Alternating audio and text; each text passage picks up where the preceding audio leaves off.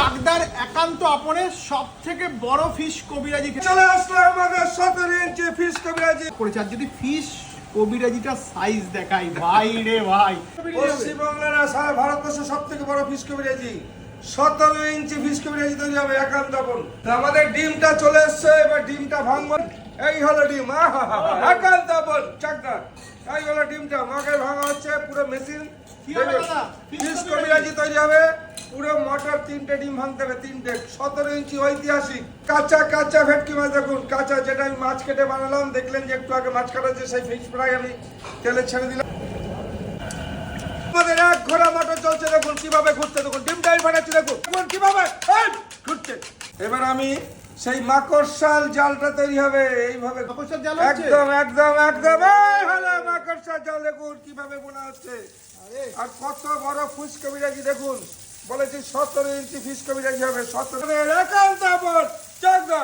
দেখুন কিভাবে মাকড়সার জালটা তৈরি হচ্ছে। দেখুন এই হলো আমাদের সাউথে যে সিপনের শাড়ি হয়, একদম পুরো সেম। দেখুন কি কাঁচা আমরা বলেছি মাছ জলে ছেড়ে দিলে মাছ দৌড়াবে, সেই ভেটকি মাছ একদম চলে আসলো একান্ত আপনের 17 ইঞ্চি ফিশ কবিরাজিরা চলে আসলো।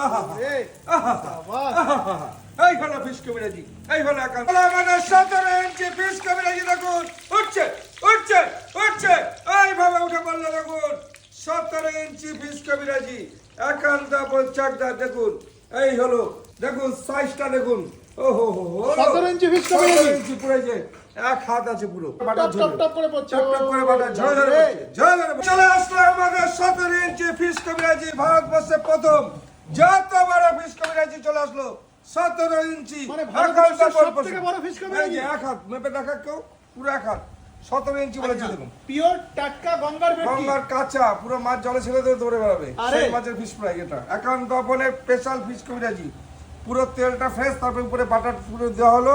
পুরো বাটারটা টপ টপ করে কি হলো, ঝরে ঝরে পড়লো, ঝরে ঝরে পড়লো বাটার। বলে এসছি চাকদার একান্ত আপনের সব থেকে বড় ফিশ কবিরাজি খেতে।